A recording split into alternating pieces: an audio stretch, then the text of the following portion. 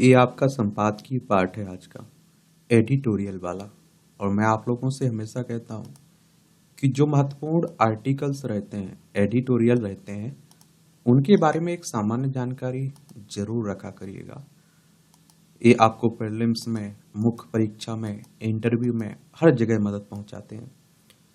निबंध के लिए, आंसर राइटिंग के लिए यहाँ से पॉइंट भी आप लोगों को मिल जाते हैं। इस समय आप लोग देख रहे हैं कि हमारे देश में लोकसभा के चुनाव हो रहे हैं और 18वीं लोकसभा के लिए हो रहे हैं। लोकसभा में आप देखिए 543 सीटें हैं और इनका चुनाव, लोकसभा सदस्यों का चुनाव डायरेक्ट जनता यानी कि मतदाताओं के द्वारा होता है। अगर आपकी उम्र 18 साल हो चुकी है तो वोटर सूची में आपका नाम जुड़ चुका होगा और आप लोग वोट डालने भी जाते होंगे। पहले 21 साल हुआ करती थी उम्र वोट देने की। 61वें संविधान संशोधन के द्वारा इसे 18 कर दिया गया था। और लोकसभा सदस्य का अगर चुनाव लड़ना है आपको, तो आपकी उम्र कम से कम 25 साल होनी चाहिए। अधिकतम उम्र की कोई सीमा नहीं रखी गई है। और ये चुनाव करवाता है इलेक्शन कमीशन ऑफ इंडिया, भारतीय निर्वाचन आयोग। एक संवैधानिक संस्था है। संविधान के अनुच्छेद 324 के तहत चुनाव आयोग की स्थापना की बात की गई है। 25 जनवरी 1950 में स्थापना हुई थी। 25 जनवरी को आप लोग मतदाता दिवस मनाते हैं। नई दिल्ली में इसका सचिवालय देखने को मिलेगा। सुकुमार सेन पहले मुख्य चुनाव आयुक्त थे। आप लोगों से यहाँ मेरा एक सवाल है कि पहली बार मतदाता दिवस कब मनाया गया था, ये आप लोग बताइए। विपक्ष की रणनीतिक दुर्बलताएं, तो विपक्ष यह नहीं बता सका कि उसका राष्ट्रीय एजेंडा क्या है, राष्ट्रीय नेतृत्व कौन करेगा। चलिए, राजनीति की बातें हो रही हैं, पढ़ना हो तो पढ़ सकते हैं आप लोग। इसकी पीडीएफ आपको टेलीग्राम पर डाल देता हूँ, वहां से जाकर आप लोग डाउनलोड कर लिया करिएगा।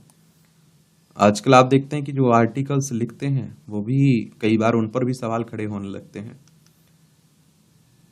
कि वो विपक्ष की कमजोरियां तो बता रहे हैं, लेकिन जो सत्ता में है उसने क्या किया उसकी बातें नहीं हुई। अस्तित्व के संकट से जूझते वामपंथी दल, साम्यवादी अपनी विश्वसनीयता इसलिए खो बैठा क्योंकि जनता ने इस विचार को नकार दिया है।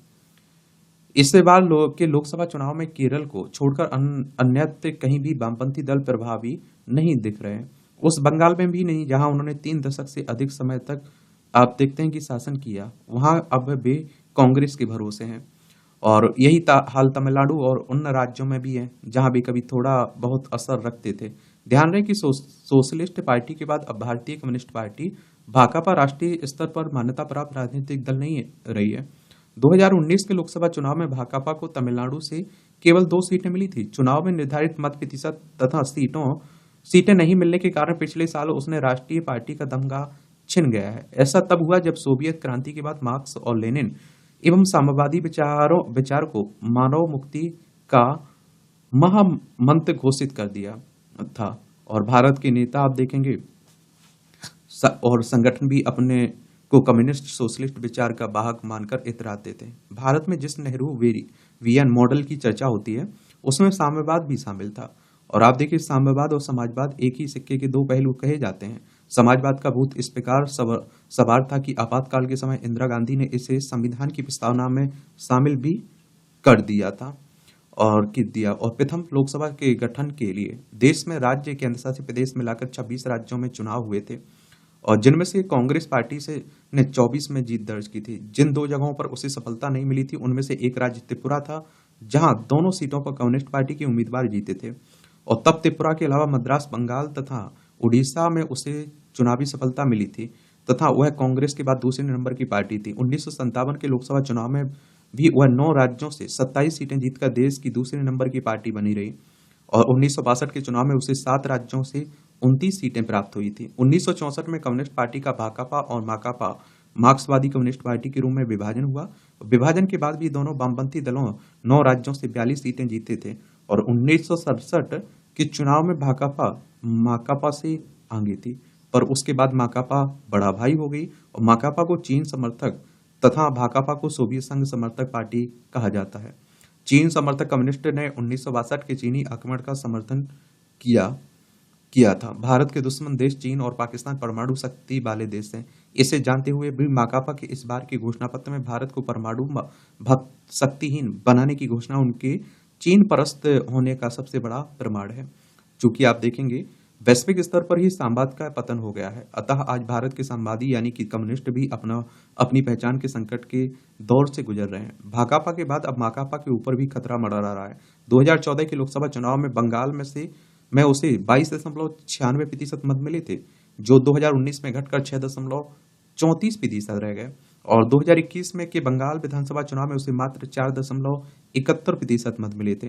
विगत लोकसभा चुनाव में उसे तमिलनाडु से 2 और केरल से सिर्फ 1 सीट पर सफलता मिली थी। त्रिपुरा बंगाल में दशकों से सत्ता में काबिज रहने वाली यह पार्टी विगत चुनाव में किसी सीट पर दूसरा स्थान भी प्राप्त नहीं कर सकी। राष्ट्रीय दल की मान्यता बचाए रखने के लिए त्रिपुरा बंगाल में इसे कांग्रेस के साथ समझौता करने को बाध्य होना पड़ा एक तरह से।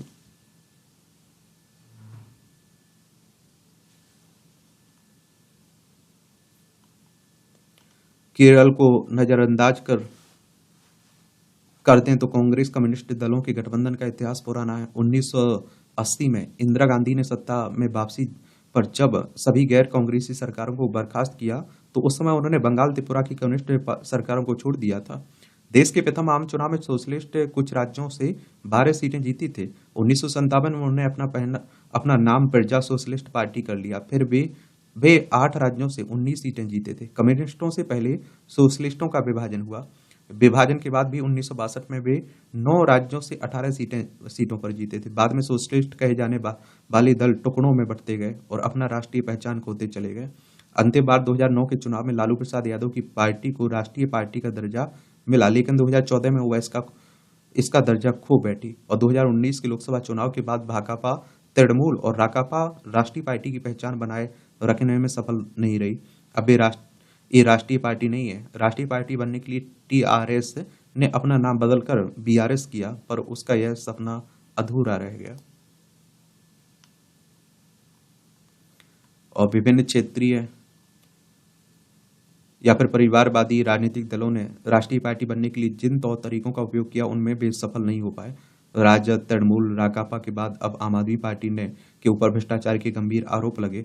इस कारण साम्यवाद और समाजवादी नेताओं का सोच और रवैया है और उनकी विलासितापूर्ण जीवन स्तर चर्चा का केंद्र बनता रहा है। रोमानिया के कम्युनिस्ट तानाशाह के घर में सोने के नल लगे थे और भारत में भी सोशलिस्ट नेताओं के बेटे बेटी नाम के समाजवादी रह गए हैं। उन्होंने करोड़ रुपयों की संपत्ति जुटाई और विलासितापूर्ण तरीके से रहते हैं। सरकारी आवास में आप देखते हैं कि ऐशो आराम की चीजें जुटाने में ताजा नाम दिल्ली के सीएम अरविंद केजरीवाल का आया है। इसी वजह से जनता का साम्यवाद से मोहभंग हो रहा है और जनता के नकारने के चलते साम्यवादी उनके साथ समाजवादी भी अपनी विश्वसनीयता खो रहे हैं। लेखक हैं बिहार विधान परिषद के पूर्व सदस्य हैं, इनका नाम है हरेंद्र प्रताप। इनके द्वारा ये आर्टिकल लिखा गया है। सार्थक संवाद। तो संवाद की प्रक्रिया में दो पक्षों के बीच सार्थक रूप से विचार का विनिमय होता है। जब संवाद तल्ख रूप धारण कर ले तो वह विवाद बन जाता है। विवाद में युद्ध जैसी स्थिति उत्पन्न हो जाती है जो संबंधों में तनाव बढ़ा देती है। इसलिए श्रेयस्कर यही है कि हम व्यर्थ के विवाद में पड़ने के बजाय स्वस्थ संवाद की राह पर चलते हुए विवादों को सुलझाने पर ध्यान केंद्रित करें और इससे आत्मिक शांति तो प्राप्त होगी ही और आपके मूल्यवान समय और ऊर्जा का भी अपव्यय नहीं होगा। और हम प्रायः किसी न किसी आप देख से बहस करते हैं क्योंकि अपनी मान्यताओं के आधार पर हम अपनी धारणाएं बना लेते हैं। जब हम दूसरों की धारणाओं को अपनी धारणा के प्रति खतरे के रूप में लगते हैं तो विवाद भड़कने की आशंका बढ़ जाती है।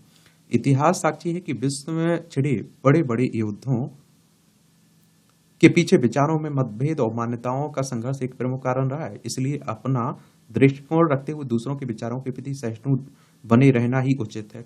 इसलिए साहस एवं धैर्य की आवश्यकता है क्योंकि बहस करके तो हर कोई अपना स्तर दिखा देता है, किंतु सबके विचारों को स्वीकार करके आवश्यकता पड़ने पर अपनी भूमिका में अपेक्षित बदलाव एक समझदार व्यक्ति ही कर सकता है। ऐसा करने से हम दूसरों को यह प्रतीत कराते हैं कि हमारे भीतर परिवर्तन एवं समायोजन की क्षमता है। हालांकि इतना धैर्यवान और उदार बनने के लिए हमें आध्यात्मिक शक्तियों के साथ साक्षात्कार करना होता है क्योंकि केवल एक प्रबुद्ध आत्मा ही सरलता से तर्क की स्थिति से निकल चर्चा में और फिर संवाद में आ सकती है। तब आप देखिए, तब फिर हम सभी अविलंब खुद को आध्यात्मिक शक्तियों से सुसज्जित कर वाद विवाद से भरी इस दुनिया को सार्थक संवाद के माध्यम से परिवर्तित कर शांतिपूर्ण परिवेश बनाने का सद प्रयास करें। अच्छा कॉलम लिखा जाता है। देख लिया करिएगा, पढ़ लिया करिएगा।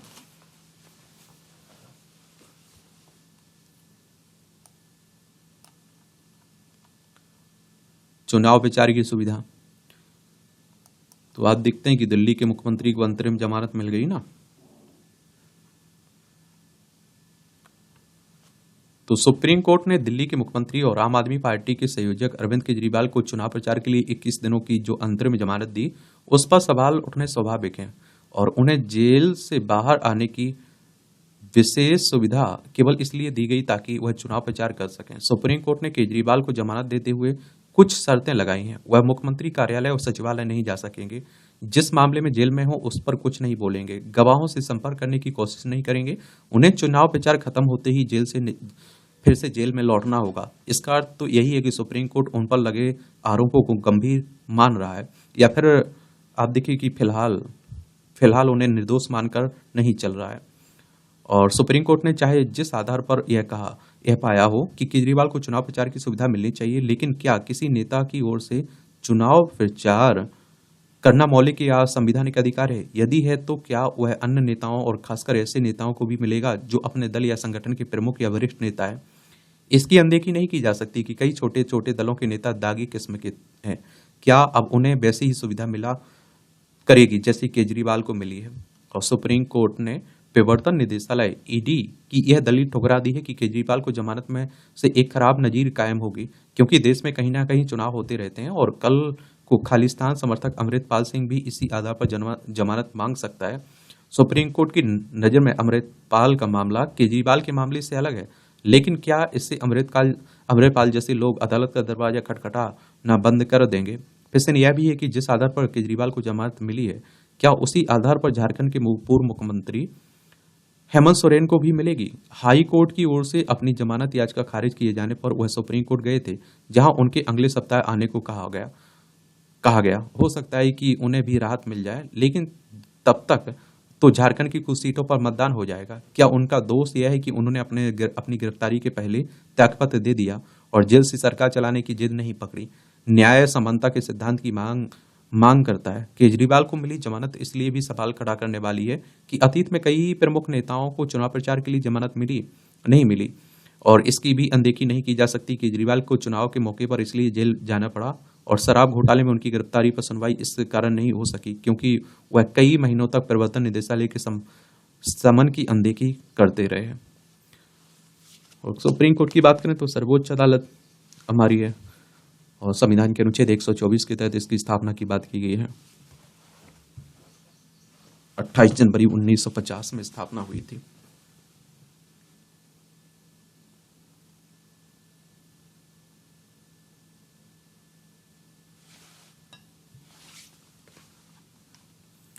आप क्या सोचते हैं? अपनी राय जरूर दिया करिएगा।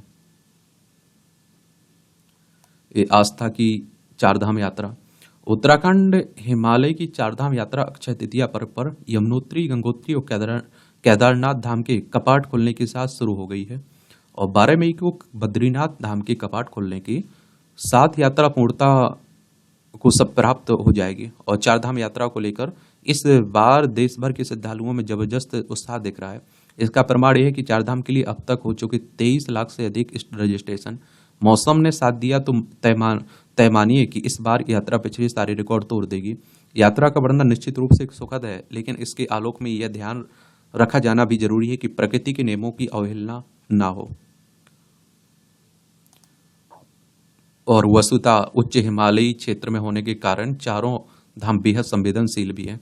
सो पर वहाँ पर्यावरणीय मानकों के अनुरूप आचरण करना हम सबकी जिम्मेदारी है। तीर्थयात्री हों या फिर स्थानीय लोग अथवा धामों में ड्यूटी पर तैनात कार्मिक व्यापारी, सभी को चाहिए कि धामों की स्वच्छता का खास ख्याल रखें और साथ ही धामों की मर्यादा का भी उल्लंघन नहीं होना चाहिए। यह ना भूलें कि धाम आस्था का केंद्र है, ना कि पिकनिक स्पॉट, और आस्था के केंद्रों में उच्छलता कतई स्वीकार नहीं की जा सकती है। इसके लिए सरकार की ओर से भी लोगों को लगातार जागरूक किया जा रहा है और सरकार का यह भी प्रयास है कि तीर्थयात्रियों को किसी भी तरह की दिक्कत ना हो। लेकिन यह तीर्थयात्रियों की भी जिम्मेदारी बनती है कि वह सरकार और यात्रा से जुड़े विभागों का सहयोग करें। उन्हें यह भी नहीं भूलना चाहिए कि चारों धाम, खासकर यमुनोत्री व केदारनाथ का भूगोल बेहद जटिल है और यहाँ आप देखते हैं कि ऑक्सीजन की कमी से तमाम तरह की दिक्कतें खड़ी हो जाती हैं और इसलिए आप देखते हैं वह यात्रा मार्ग के विभिन्न पड़ाव पर विश्राम करते हुए धामों की ओर बढ़ें और इससे उन्हें उच्च हिमालयी क्षेत्र की जलवायु के अनुकूल स्वयं को ढालने में मदद मिलेगी। ये मानव तस्करी की जाल में मासूम, अभी हाल ही में आपने देखे ना, बिहार की जोगबनी से चलकर राजधानी दिल्ली के आनंद विहार तक आने वाली सीमांचल एक्सप्रेस से हाल ही में 93 बच्चों को मानव तस्करी के लिए राजस्थान और उत्तराखंड ले जाया जा रहा था। शुक्र है कि सभी बच्चों को प्रयागराज जंक्शन पर मानव तस्करों के चंगुल से सुरक्षित बचा लिया गया। इस मामले में 9 एजेंटों ने सीमांचल एक्सप्रेस के विभिन्न डिब्बों में 6 समूह में बाल तस्करी को अंजाम दिया था, जो अपराध की संगठित प्रकृति को रेखांकित करता है। यह स्पष्ट है कि मानव तस्करी किस प्रकार बेखौफ होकर काम करते हैं, खुलेआम कानूनों का उल्लंघन करते हैं, हाशिए पर मौजूद लोगों को अपना शिकार बनाते हैं। ऐसे अनगिनत उदाहरण के बारे में सोचना चिंताजनक है और जब ऐसे मामलों का पता ही नहीं चल पाता और निर्दोष जिंदगियां शोषण के चक्र में फंस जाती हैं। हालांकि मानव तस्करी अंतर्राष्ट्रीय अपराध के सबसे तेजी से बढ़ते रूपों में से एक है। भारत में वर्ष 2021 तक मानव तस्करी के करीब 7,000 मामले सामने आ चुके हैं। मौजूदा मामले में बच्चों की उम्र सीमा 9 से 16 साल के बीच है। जीवन के जिस प्रारंभिक चरण के बच्चों का पालन पोषण किया जाना चाहिए, उन्हें शिक्षित किया जाना चाहिए और आगे बढ़ने के अवसर दिए जाने चाहिए। इसके बजाय वे तस्करी की अंधेरी खाई में अपने अधिकारों, गरिमा और स्वतंत्रता से वंचित हो जाते हैं। मानव तस्करी सिर्फ एक अपराध नहीं है, यह बुनियादी मानवाधिकारों का उल्लंघन भी है। यह व्यक्तियों से उनकी स्वायत्ता, गरिमा और स्वतंत्रता छीन लेते हैं। मानव तस्करी से निपटने के प्रयास बहुआयामी और सहयोगात्मक होने चाहिए। कानून प्रवर्तन एजेंसियों, सरकारों और आप देखेंगे कि गैर सरकारी संगठनों एवं समुदायों को तस्करी नेटवर्क को खत्म करने, अपराधियों पर मुकदमा चलाने, बचे लोगों को व्यापक सहायता प्रदान करने के लिए मिलकर काम करना चाहिए। इस जटिल मुद्दे को प्रभावी ढंग से संबोधित करने के लिए रोकथाम, सुरक्षा और अभियोजन साथ साथ चलना चाहिए और सामाजिक असमानता जैसे असुरक्षा के मूल कारणों को संबोधित करने पर ध्यान केंद्रित करना चाहिए। और इसके अतिरिक्त समुदायों के भीतर जागरूकता बढ़ाने और सतर्कता को बढ़ावा देने से व्यक्तियों को तस्करी के मामलों को पहचानने, रिपोर्ट करने के लिए हमें सशक्त बनाया जा सकता है। और लिहाजा हम सभी को इस आधुनिक गुलामी को खत्म करने के लिए अपने संकल्प में एकजुट होना चाहिए और यह सुनिश्चित करना चाहिए कि हर बच्चे को उनकी परिस्थितियों के बावजूद सम्मान और स्वतंत्रता का जीवन जीने का अवसर मिले। ये भी देख सकते हैं आप लोग, कॉलम रहते हैं छोटे छोटे, पढ़ना होगा अगर तो पढ़ सकते हैं आप लोग। गहरी है भारतीय लोकतंत्र की जड़ें।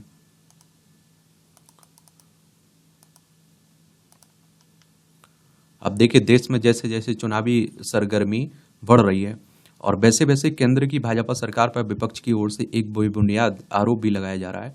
वस्तुतः कांग्रेस के नेतृत्व में समूचा विपक्ष तथा मीडिया का एक विशेष वर्ग यह कह रहा है कि वर्तमान संवैधानिक ढांचे के अनुरूप यह देश का अंतिम चुनाव है, क्योंकि यदि नरेंद्र मोदी के नेतृत्व में भाजपा फिर से सत्तारूढ़ हुई तो संविधान बदल दिया जाएगा तथा भारत एक अधिनायकवादी व्यवस्था की ओर बढ़ जाएगा।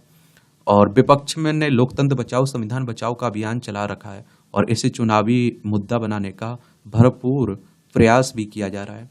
और ऐसे में आप देखते हैं कि हमें यह जानना चाहिए कि विभिन्न प्रकार की चुनौतियों एवं विषमताओं का सामना करने के पश्चात भारत एक सशक्त लोकतंत्र के रूप में उभरा है और इसकी सांस्कृतिक, सामाजिक और भाषाई व्यवस्था में विविधता में एकता स्पष्ट रूप से परिलक्षित होती है। पिछले लगभग आप देखिए 7.5 दशक का आकलन करने का पर संविधान द्वारा एक समर्थ, न्यायसंगत, पंथनिरपेक्ष समाज के निर्माण हेतु आवश्यक शासकीय संरचनाओं की सफलता अभिभूत कर देती है। ऐसे में जब संविधान पर संकट का आख्यान गढ़ा जा रहा हो तो उसका आकलन कर निष्कर्ष निकाला जाए। अब आप देखिए, परिस्थितियों के अनुरूप बदलाव,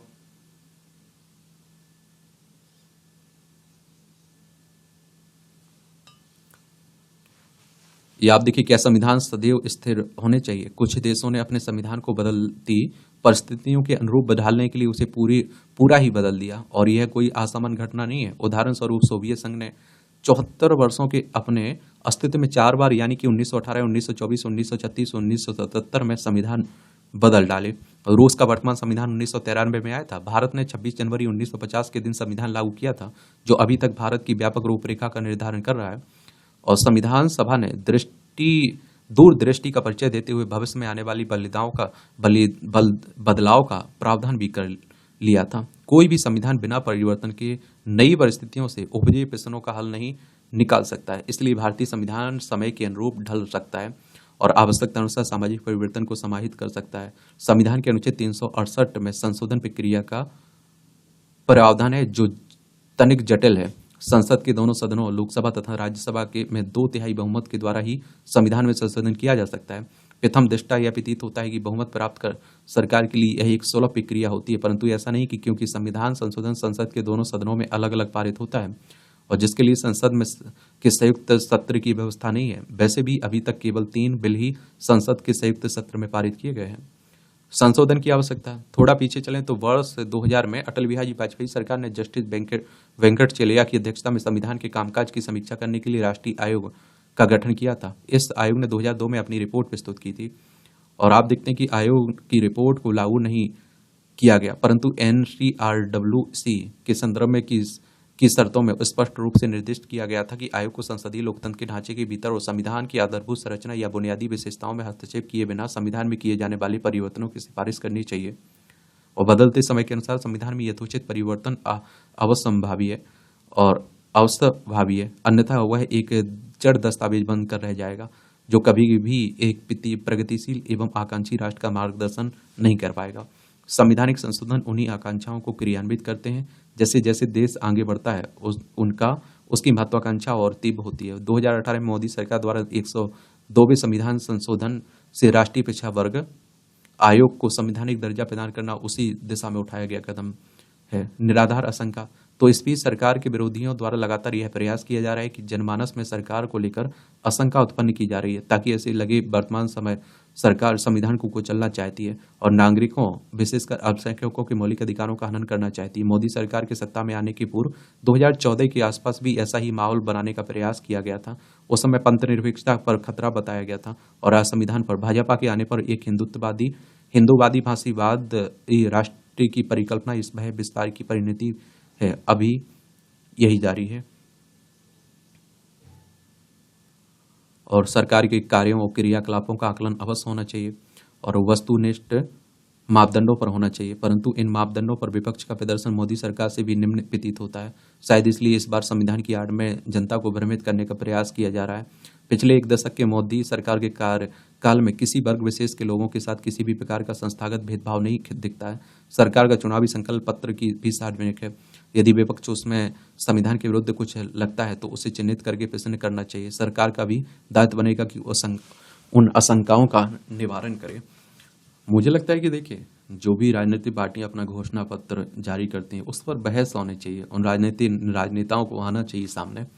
फिर जब दूसरा बार चुनाव हो तो जो सरकार बने, जिस पार्टी की सरकार बने, उससे पूछा जाना चाहिए कि आपकी क्या उपलब्धियां आ रही हैं। भारत में लोकतंत्र की जड़ें बहुत गहरी हैं और इस लोकतंत्र में संविधान आधुनिकता की ओर अग्रसर शक्ति का निर्देशक है। संविधान की संरचना में सामाजिक क्रांति तथा लोकतांत्रिक व्यवस्था के सूत्र समाहित हैं। अतिवादी वामपंथ के द्वारा किए गए हिंसात्मक हस्तक्षेप और यदाकदा राज्यों में संवैधानिक संकट आने के बाद भी प्रयास सभी सरकारें संविधान के अंतर्गत ही कार्य करती रही हैं। प्रोफेसर मॉरिस जोन्स लिखते हैं कि संवैधानिक संस्थाओं ने भारतीय राजनीति की भाषा आत्मसात कर ली है। पोस्ट ट्रूथ पॉलिटिक्स, जिसे कुछ टिप्पणीकार पोस्ट फैक्चुअल पॉलिटिक्स कहते हैं, उसे ऑक्सफोर्ड डिक्शनरी ने 2016 में आप देखते हैं कि वर्ष का शब्द चुना था। पोस्ट ट्रूथ में भावनात्मक मुद्दे उठाए जाते हैं और चिंतन यह होता है कि कौन से दावे सार्वजनिक रूप से स्वीकृत तथ्य हो सकते हैं, कैसे भ्रामक दावों को सत्यापित किया जाए और जिससे यह जनमानस के सोच में घर कर जाए। और इसमें तथ्यों से परे लोगों की भावनाओं और पूर्वाग्रहों पर बातें की जाती हैं। भाजपा का राजनीतिक उदय और विरोधियों का संविधान के संरक्षण की दुहाई देना पोस्ट ट्रूथ का बढ़िया उदाहरण है। ये आप देखिए किसके द्वारा लिखा गया, ये भी देख लीजिए। भारतीय संविधान के जानकार हैं कनिष्क शेखर के द्वारा। संभव नहीं मनमाने तरीके से संविधान संशोधन। कोई भी पार्टी बहुमत से यदि लोकसभा में आती है तो भी संविधान संशोधन करने हेतु उसे राज्यसभा में 2/3 बहुमत से बिल पारित करवाना पड़ेगा। लोकसभा में सरकार की संख्या बल राज्यसभा में प्रतिबिंबित नहीं होता है और राज्यसभा में संख्या बल बढ़ने के लिए राज्यों के विधानसभा चुनाव जीतने होंगे, जो एक अलग प्रक्रिया है। तथ्यात्मक बात यह है कि भाजपा की सरकार ने विगत 10 वर्षों में 8 बार संविधान संशोधन किए हैं। इंदिरा सरकार ने अपने प्रथम 10 वर्षों के कार्यकाल में 25 संशोधन किए थे।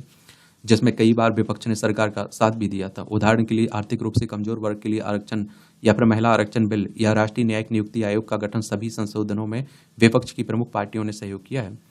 और आप देखते हैं कि बिना विधायिका की सर्वसम्मति के सरकार संविधान में संशोधन नहीं कर सकती। विपक्ष उसी विधायिका का हिस्सा है और बिना उसके सहयोग के संशोधन पारित कर पाना असंभव हो जाता है।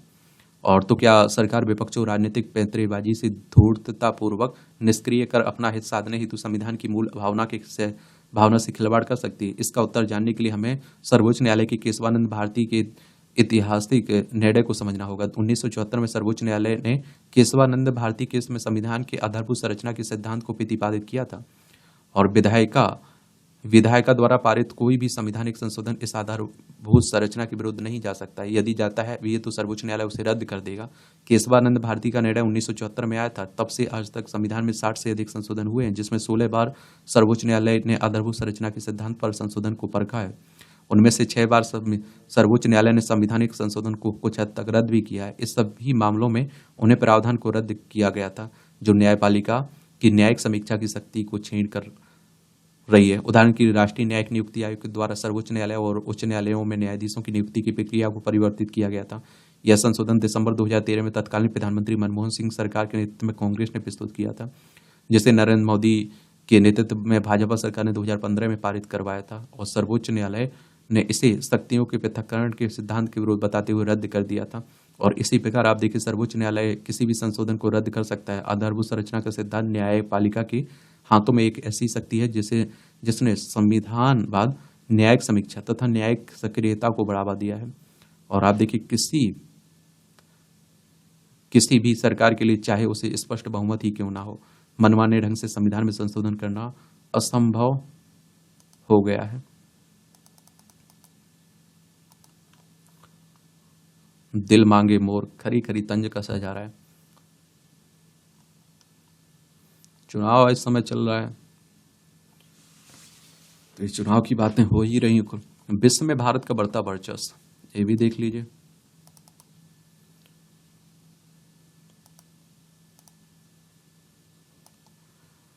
आप लोग आंकड़े देखा करिएगा, कौन कुछ कह रहा है उस पर ज्यादा ध्यान देने की जरूरत नहीं है। आंकड़े में क्या दिख रहा है? हजारों वर्षों के इतिहास में लंबे समय तक भारत और चीन राजनीतिक और आर्थिक महाशक्ति के रूप में काबिज रहे हैं। विश्व के शक्तिशाली देशों की अर्थव्यवस्था का जो पतन होता दिख रहा है, उसका स्थान फिर से भारत और चीन ने ले लिया है। भारत के बढ़ते वैश्विक कद को दुनिया के मानचित्र पर एक नया रूप दिया गया और यही कारण है कि भारत के बाजार की शक्ति को तमाम देश गंभीरता से ले रहे हैं। जब रूस यूक्रेन के युद्ध की वजह से पूरे यूरोप में गैस और तेल की कीमतें आसमान छूने लगी, तब भारत ने कई यूरोपीय देशों की मदद की। और ऐसे कई उदाहरण हैं जिनमें साबित होता है कि भारत को विश्व में एक नया स्थान मिल गया और आगामी दशकों में भारत की वह देश होगा जिससे विश्व को सर्वाधिक उम्मीद होगी। और इसके कई कारण भी हैं। अमेरिका व चीन के बीच टकराव, तो इस कारण ने अमेरिका को भारत के निकट कर दिया है।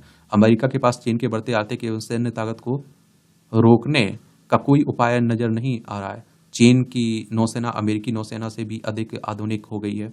चीन की योजना पहले हिंद महासागर और प्रशांत महासागर में अपनी स्थिति मजबूत करके दुनिया के सबसे महत्वपूर्ण समुद्री रास्तों पर कब्जा करने की है। अमेरिका अपने घरेलू राजनीतिक मामलों से तो जूझ ही रहा है और रूस और यूक्रेन युद्ध के साथ साथ इजरायल एवं हमास की लड़ाई ने उसका ध्यान चीन की समस्या से हटाकर अन्य मामलों में आप देखिए कर दिया है। यही कारण है कि अमेरिका भारत को खुश करने के लिए भारत से रिश्ते बेहतर करने की पेशकश कर रहा है। भारत को भी अमेरिका के पूंजी निवेश की बहुत जरूरत है, लेकिन भारत अपने दम पर इसे प्राप्त करना चाहता है, न कि अमेरिका के दबाव में। यही कारण है कि भारत और अमेरिका के बीच बढ़ती दोस्ती एवं अमेरिका व चीन की गहरी होती खाई ने भारत को एक ऐसे स्थान पर लाकर खड़ा कर दिया और भारत अब किसी से भी अपनी शर्त पर बात कर सकता है और उसे मनवा भी सकता है। अर्थव्यवस्था, तो अमेरिका की अब बात को यदि छोड़ दें तो भारत की अर्थव्यवस्था दुनिया में सबसे तेज बढ़ने वाली अर्थव्यवस्था है और अनुमान है कि अगले 2-3 दशक तक यह 7% के अंतर से बढ़ती रहेगी। अर्थव्यवस्था के बढ़ने से देश में अनेक प्रकार के विकास को बढ़ाने में मदद मिलती है, जिससे शिक्षा, स्वास्थ्य के साथ साथ अन्य दैनिक कठिनाइयों के निवारण को खत्म करने में मदद मिलती है। इसके साथ ही भारत में राजनीतिक स्थिरता और मजबूत नेतृत्व ने भारत को ऐसे मुकाम पर लाकर खड़ा कर दिया है। यदि कोई भी भारत किसी भी देश में किसी कारणवश फंस गया हो तो उसे निकाल कर लाया जा सकता है और इसका उदाहरण आप देखते हैं कि कोविड के बीच लाखों भारतीयों को विदेश से लाना और रूस व यूक्रेन द्वारा भारत को उनके घर सुरक्षित भेजना। नेतृत्व की शक्ति, तो प्रधानमंत्री नरेंद्र मोदी का नेतृत्व दुनिया के अनेक राजनेताओं की तुलना में कहीं अधिक परिपक्व है। उनके पास 50 साल का राजनीतिक अनुभव और सही समय पर सही निर्णय लेने की का ये आप देखिए कि का माध्य भी है। और वैश्विक महामारी के समय पूरी दुनिया को दवा और मास्क को भिजवाना, सतत विकास को लेकर अंतर्राष्ट्रीय सौर गठबंधन का निर्माण करके मानव जाति को साफ सुथरा पर्यावरण देना और इन सब विषयों पर दुनिया के हर देश के नेताओं की हामी भरवा लेना ही उनके नेतृत्व की ताकत रही है। नरेंद्र मोदी के नेतृत्व भारत की अपनी समस्याओं से तो निपटने में माहिर है ही, विश्व के गंभीर विषयों पर भी उनकी बातें तत्परता से सुनी जाती हैं। और इसका सबसे सफल उदाहरण था नई दिल्ली में आयोजित G20 का सफल आयोजन, जिसमें हर विषयों पर सहमति बनी थी। भारतीय समाज तो किसी भी देश में जब तक उस देश के आम नागरिक अपने देश पर आत्मविश्वास नहीं रखते तब तक दूसरे देश भी उसे गंभीरता से नहीं लेते। पिछले 10 वर्षों में देश के नागरिकों ने स्वयं को आत्मविश्वास से भरा महसूस पाया है और किया है। और जब बात आती है भारत को दुनिया के स्तर पर इज्जत देने और गंभीरता से लेने की, तो भारत की सांस्कृतिक विरासत का ज्ञान अब दुनिया धीरे धीरे कर रही है। और यही कारण है कि समूचे विश्व का रुझान भारत की ओर बढ़ रहा है। जैसे जैसे भारतीय समाज आत्मविश्वास से बढ़ता जाएगा, पूरी दुनिया भारत को सम्मान की नज़र से देखेगी। अंत में भारत के अंदर अनेक समस्याएं जैसे गरीबी, ऊंच नीच, शहरों गांवों के बीच की निरंतर बढ़ती खाई आदि ने अभी तक देश के आर्थिक विकास, नेतृत्व की कुशलता, आम जन में देश के प्रति आत्मसम्मान एवं अभिमान की कमी होने का नुकसान पूरे देश को होता था। लेकिन जैसे जैसे विकास की गाड़ी आगे बढ़ी, लोगों में सम्मान की भावना आनी शुरू हुई और साथ ही अंतर्राष्ट्रीय सब बढ़ती राजनीतिक एवं सामरिक समस्या ने भारत को एक अलग स्थान पर लाकर खड़ा कर दिया, जहां से भारत अब आगे ही बढ़ता जाएगा। देखिए यहाँ G20 की बात हुई, ग्रुप ऑफ 20 की बात हो रही है। और मैं आप लोगों से हमेशा कहता हूँ कि इस तरह के संगठनों के बारे में एक सामान्य जानकारी जरूर रखिएगा, क्योंकि इनसे क्वेश्चंस पूछे जा रहे हैं। क्या हो रहे हैं? क्वेश्चंस बार बार पूछे जा रहे हैं। और अपने 4 से 5 साल पुराने क्वेश्चंस पेपर देख लीजिए, हर साल क्वेश्चंस पूछे जाते हैं। ग्रुप ऑफ 20 की बात कर रहा हूँ। वैसे इसे अब इसमें 21 सदस्य हो चुके हैं। 26 सितंबर 1999 में इसकी स्थापना हुई थी। देखिए इसमें अगर हम लोग बात करें इसके उद्देश्य की, तो वैश्विक अर्थव्यवस्था में प्रमुख मुद्दों पर चर्चा करने के लिए व्यवस्थित रूप से महत्वपूर्ण औद्योगिक विकासशील अर्थव्यवस्थाओं को एक साथ लाना है। 21 सदस्यों में अर्जेंटीना है, ऑस्ट्रेलिया है, ब्राजील है, कनाडा, चीन, France, Germany, Bharat, Indonesia, Italy, Japan, Mexico, रूस, सऊदी अरब, दक्षिण अफ्रीका, दक्षिण कोरिया, टर्की, यूनाइटेड किंगडम, संयुक्त राज्य अमेरिका, यूरोपीय संघ, अफ्रीका संघ देखने को मिलेगा आपको। तो इस तरह से आप देखेंगे कि आज के मॉक टेस्ट की कहानी खत्म होती है। आप लोग पढ़ते रहिए, एंजॉय करते रहिए। किसकी खत्म कहानी होती है? संपादकीय पार्ट की। मॉक टेस्ट आपका रात में आएगा ही 9 बजे, तो उसे भी देते रहिए आप लोग, ठीक है। कोई मेरे लिए सवाल हुआ करे, सुझाव हुआ करे, तो आप लोग जरूर बताया करिएगा। धन्यवाद।